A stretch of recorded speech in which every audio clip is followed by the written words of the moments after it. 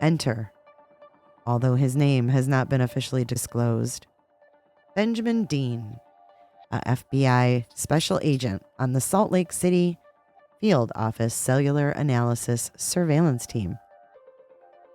He took the cell phone tower record that had stored the pings from Koberger's phone and came up with an itinerary of the suspect's travels before and after the murder night. Next, the Moscow cops meticulously plotted all the comings and goings on a series of maps. At a glance, the new evidence seemed deeply incriminating. Koberger was placed near the King Road house immediately before the murder and after, hightailing it away from the scene of the crime in the pre-dawn aftermath. However, when examined closely, it turned out that the maps had been sketched with a swirling, impressionistic Cy Twombly-ish hand, rather than with a cartographer's rigor. What went deliberately unmentioned when the police shared their handiwork with the public that the cell phone towers cast a wide net. Their range can be as broad as 14 miles. And in a cozy town like Moscow, that takes in a lot of territory. It's more wishful thinking than solid detective work to put Koberger's phone at a precise spot at a certain time. Being in the vicinity is not the same as being at the exact address. Just ask anyone whose Amazon delivery wound up at a neighbor's, or any of the combative defense attorneys who've succeeded in convincing courts to question the reliability and accuracy of the FBI's attempts to map the signal footprints cast by cell towers. And so, as last Christmas loomed, the hunters' mood was anything but merry. They felt they had their man. But at the same galling time, he was beyond their reach. Literally. Koberger had gotten behind the wheel of his white Hyundai and driven across the country to Albrightsville, Pennsylvania. And all they could do was watch him peel off in the distance, albeit with an FBI surveillance task force following covertly behind. Koberger had headed home for the holidays, while the authorities' own Christmases would be spent ruminating about the suspect who had slipped through their grasp. It was as if a few of the Moscow cops would moan to their buddies.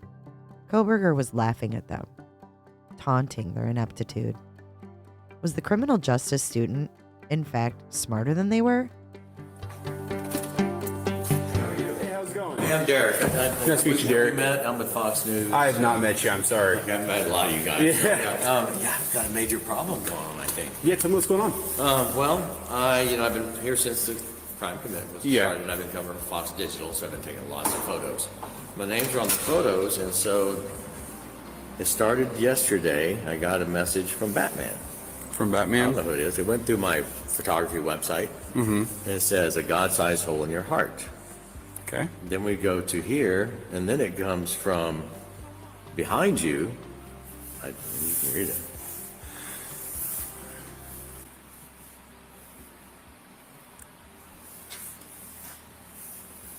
So kind of thinly veiled, right? Yeah. Okay, now, then, the next one I got came, and he said, when do you think they're going to get him? Do you see what I see? Timely song. Okay. Which is weird. And then we go to this last one that I just got this morning. You're a fucking coward, aren't you? Now I did a reverse lookup on the internet with my stuff, and that's who it is. Both emails go back to him, and like an idiot, he used 76 in both of his passwords because that's his birthday. Okay. And I've warned my kids at home and my wife. But A few dared to wonder. But all was not lost. The cops did have one ace hidden up their sleeves.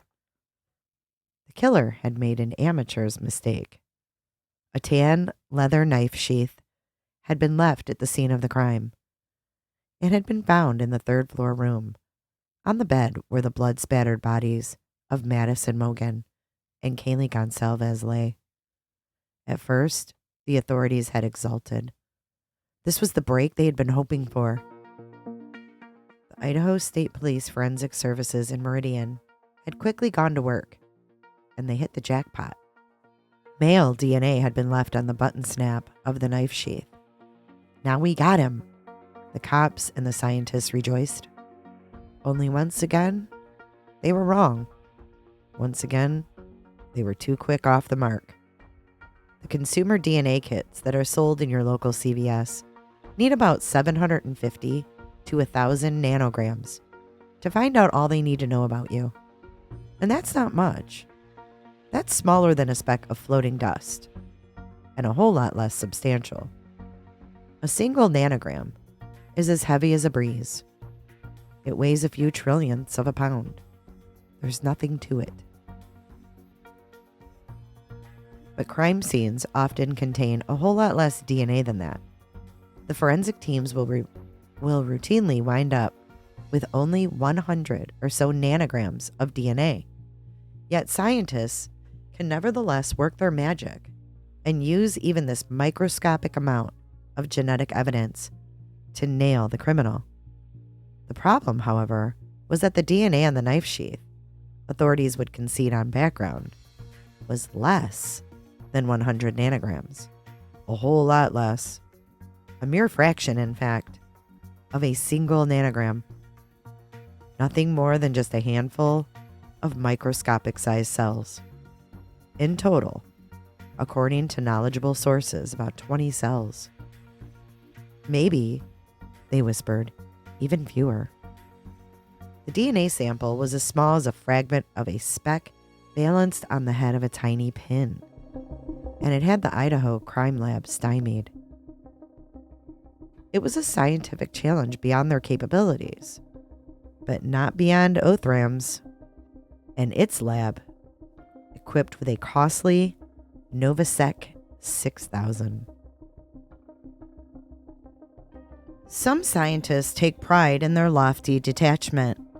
They prefer to muse on big, eternal mysteries, not muck through sordid, all-too-human events. At Othram, though, a gleaming, cutting-edge genetics laboratory in a suburban high-tech corridor just north of Houston, Texas, there's a shared sense of mission among the 24 or so assembled lab geeks. They've embarked on a do-gooders crusade that, they'll tell you, is tacitly embodied in the company's esoteric moniker. Othram was the name of the impenetrable black rock wall that protected Minas Tirith, a capital city in the imagined universe that comes to life in Lord of the Rings. And the scientists chose this nerdy Tolkien reference to drive home their commitment to the technological wall they're building, a barrier that will protect a very real world by helping to identify the violent criminals lurking undetected in its midst. Othram's scientists are forensic detectives. Yet it's a mission that needed capital. Without that seed money, the 4-story lab, the multi-million-dollar equipment, the team of highly accomplished experts might never have come together. And the secrets hidden in the speck of DNA on the tab of the knife sheath found in the Idaho murder house might forever have remained an unfathomable mystery. So then, one starting point on the path that ultimately led in its meandering way to the arrest of Brian Kohberger can be traced to John Burbank, a self-made billionaire, venture capitalist, writing a big check about 4 years ago to the company. Burbank put in $2 million of his own funds and raised another $2 million from sources, as he breezily told me, because I was intrigued by the company's mission. Yet how Burbank, the founder of Passport Capital, a San Francisco-based hedge fund with $4 billion under management, first heard about Othram is another tale. His source was Charles Johnson. Another tech investor. And once the crusading husband and wife scientists, who were the company's founders, learned of Johnson's background, it reportedly filled them with pangs of despair. As Johnson, now 34, told me the story, he was in the midst of a painful divorce and had fled from his marital home in San Francisco to the Woodlands because he'd read it was a great place to live. It was while in this bucolic Houston suburb that he met Othram's founders, Doctors David and Kirsten Middleman. And over several conversations, Johnson grew intrigued with the unique genetic technology the company was using to help solve cold cases. The two scientists, he learned, had even larger ambitions.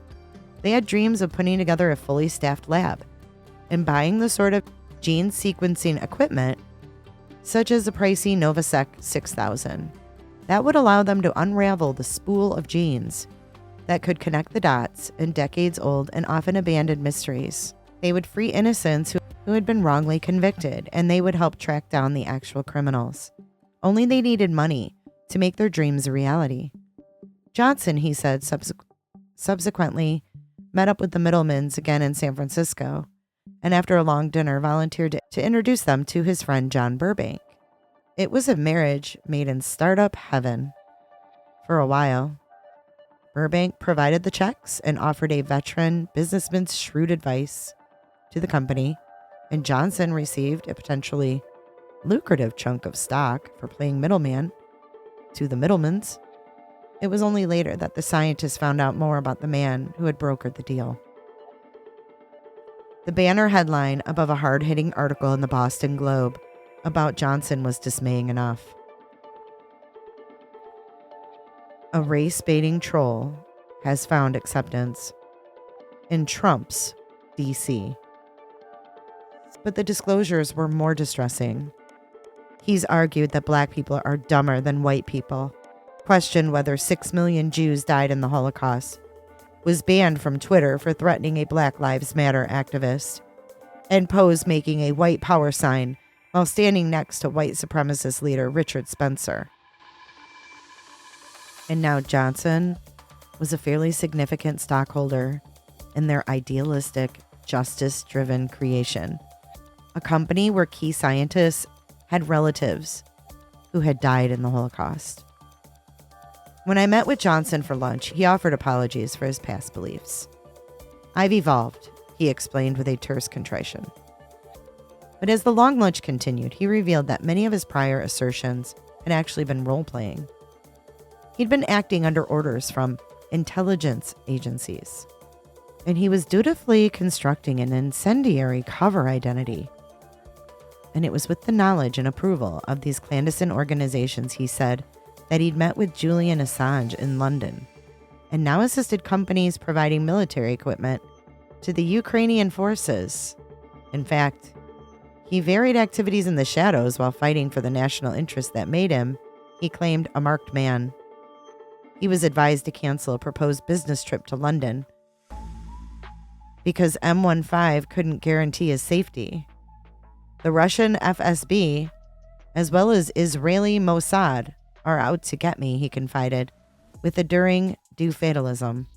And then, with a no less impassioned sincerity, he quickly segued, "I also feel very proud that I had helped set in motion the events that led to the arrest of Bryan Kohberger."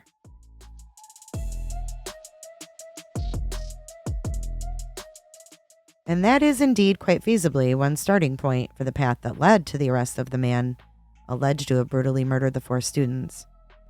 However, a few law enforcement figures close to the events believe that the final tightening of the investigative knots around Kohberger had its true beginnings in September of 2014. It was on a bright morning back then that a kayaker energetically paddled down the fast-moving waters of the Snake River, spotted an object floating limply in the distance beneath the Perrine Bridge in Jerome, Idaho.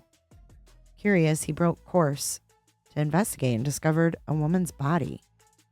Over the next 4 years, investigators doggedly followed a long and winding trail in an attempt to figure out who the woman had been and what had happened to her.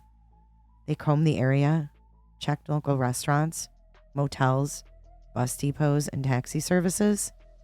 Photos of what remained of the dead woman's face, as well as her fingerprints and DNA samples, were run through national databases. 14 states reached out to Idaho State Police thinking that Jane Doe matched descriptions of missing persons they were pursuing. All of the feverish detective work, however, led nowhere.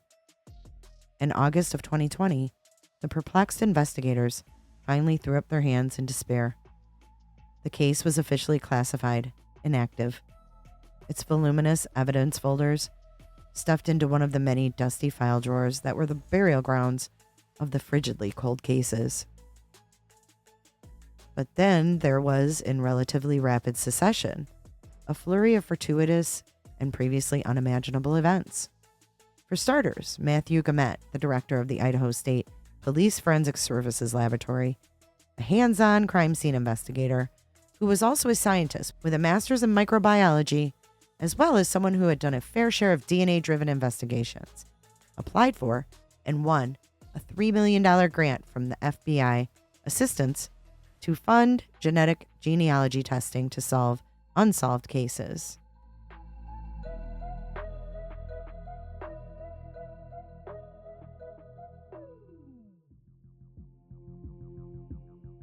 Spurred on this windfall of government dollars, Idaho officials announced that the state was seeking bids from private companies that had expertise in advanced forensic testing.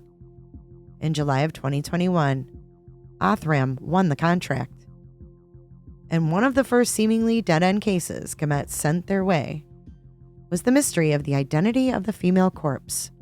The coroner had ruled suicide as the cause of death that had been found drifting 7 years earlier on the Snake River. Othram solved the mystery. Actually, a large part of the credit belonged to the company's astonishing Novasec 6000 system. Developed by Illumina, a pioneering genetics concern, which was able to sequence the scant amount of DNA from the corpse that had been preserved over the years into a picture that told a clear genealogical story. And this story led police investigators to a name, that of a woman who had gone missing nearly a decade ago from her home in San Diego. Case closed. And 4 months later, that unlikely success got Gamet thinking, what if Othram could work its magic, not just on cold cases, but on a very hot one, a case whose solution might very well be embedded in the microscopic DNA left on the button snap of a knife sheath. But no sooner had this wishful possibility excitedly begun to take hold than it was dismissed. Koberger, they had discovered to their consternation, was in none of the readily accessible public DNA databases. Even if Othram could, miracle of miracles, manage to chart a genetic schematic from the scant substance on the button snap, there'd be no way to connect it directly to the suspect. Then Gamet had a eureka moment, and a new path suddenly became clear. A Hail Mary pass. Some cases stay with you. Cops will often admit it. You can't let them go. They ride shotgun on your thoughts. For Pennsylvania State Trooper Brian Knoll, it was the case of Beth Doe. That was what Knoll and his buddies on the Criminal Investigations Unit called the grisly murder mystery that had frustrated the authorities for over 40 years. Just days before Christmas, 1976, 3 suitcases had been tossed off a bridge that spanned the Lehigh River in Whitehaven, Pennsylvania. They missed the water, however, and landed on the grassy shoulder running along nearby rural Interstate 80. And when the cops opened them up, they found pieces of a dismembered female body. The victim, an autopsy showed, had been sexually assaulted, strangled, and then shot in the neck. And she had been carrying a 9-month-old female fetus. Trooper Knoll was determined to discover the victim's identity, and then he would catch the killer. Justice, he strongly felt, needed to be done. Someone out there knows who she is, he told reporters, and there is always hope that someone will come forward with information. Yet for all his years of hoping, as well as chasing down leads, Knoll got nowhere. Then in November of 2020, DNA extracted from Beth Doe's skeletal remains were sent to the Othram lab in Texas. It was, said one of the members of the Pennsylvania Criminal Investigation Unit, a Hail Mary pass. We didn't have much hope. But Othram scientists once again did the impossible.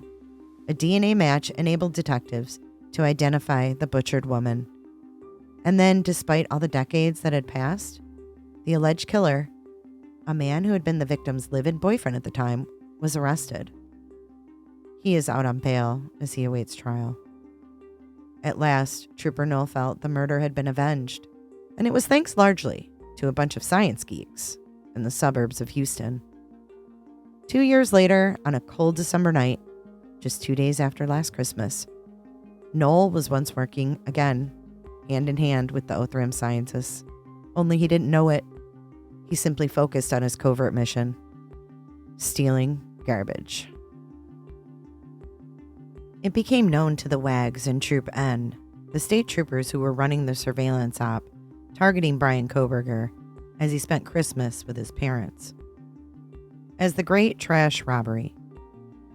And the target was the neatly bagged detritus that had been deposited in the bins outside the squat white two-story home with its faded brown shutters where the Kohberger family lived in Albrightsville, Pennsylvania.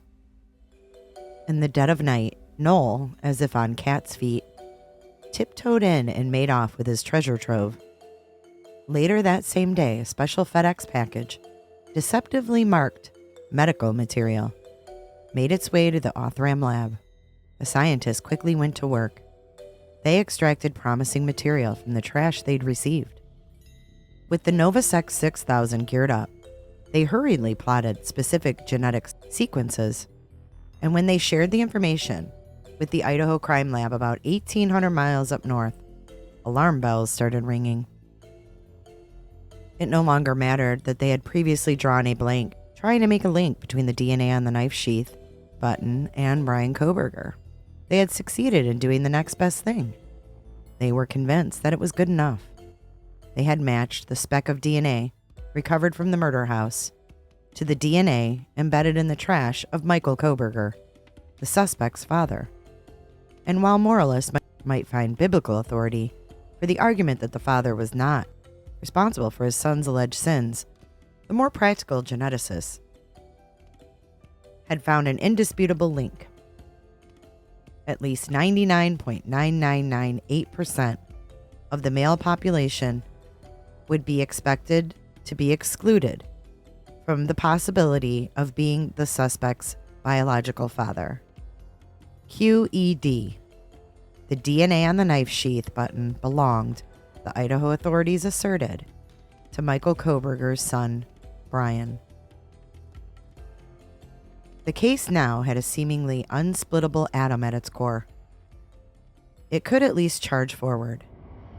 On December 29th, an Idaho magistrate read a request for arrest warrant to be issued for Brian Kohberger. It was signed with alacrity. And the next day at about 1:30 a.m., Trooper Knoll, along with the tough guy team of state SWAT officers, stormed in to make the arrest. Kohberger, a Monroe County, Pennsylvania, assistant district attorney informed reporters, was found awake in the kitchen area, dressed in shorts and a shirt, wearing latex, medical-type gloves, and apparently was taking his personal trash and putting it into separate Ziploc baggies. In the days that followed, Kohberger's legal aid attorney would vehemently proclaim his client's innocence, and Kohberger will have a chance to enter his own plea in a hearing that starts on June 26th in Moscow, Idaho. Yet it is no vaulting supposition to speculate that at the unnerving moment when the police charged in as he sorted his trash with cunning care into individual plastic bags, Brian Kohberger, doctoral candidate in criminology, experienced the profoundly disturbing realization that he was not as gifted a student as he'd believed. Last words. There's someone here. 3 short words. A curt, declarative sentence. Yet filled. It can all too easily be imagined with an immensity of apprehension.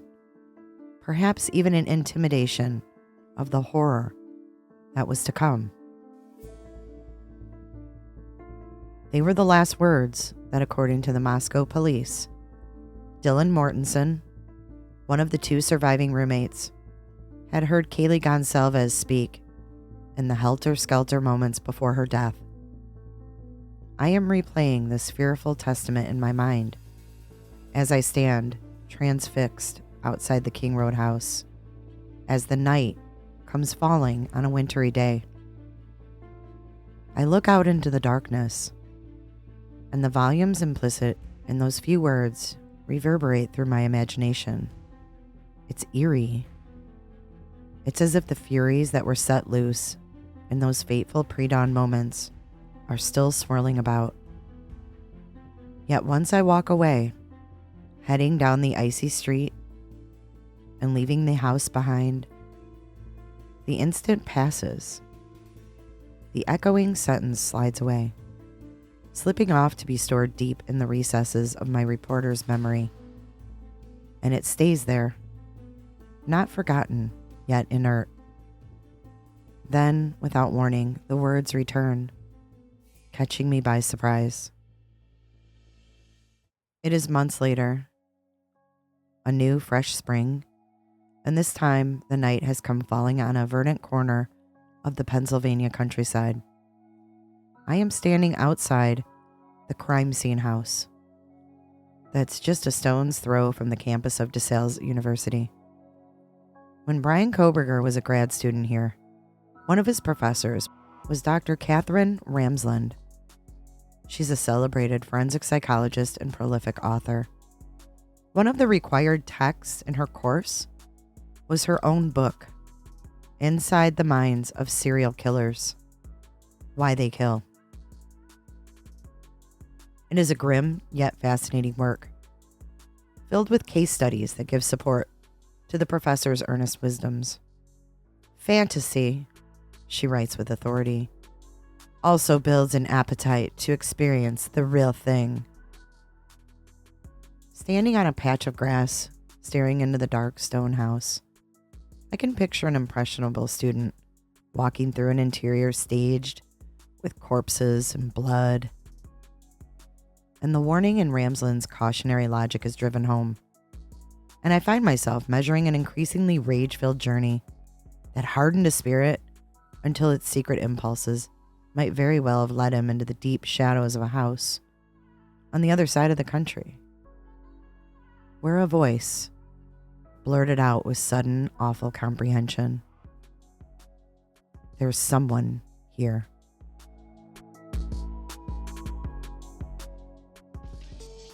Be sure to check out my other videos and playlists for more true crime content. And if that's not enough, you can join our Patreon. Don't have a tinfoil hat? It's okay. We'll make you one. It's that easy. See you guys in the next video. See you later. Bye.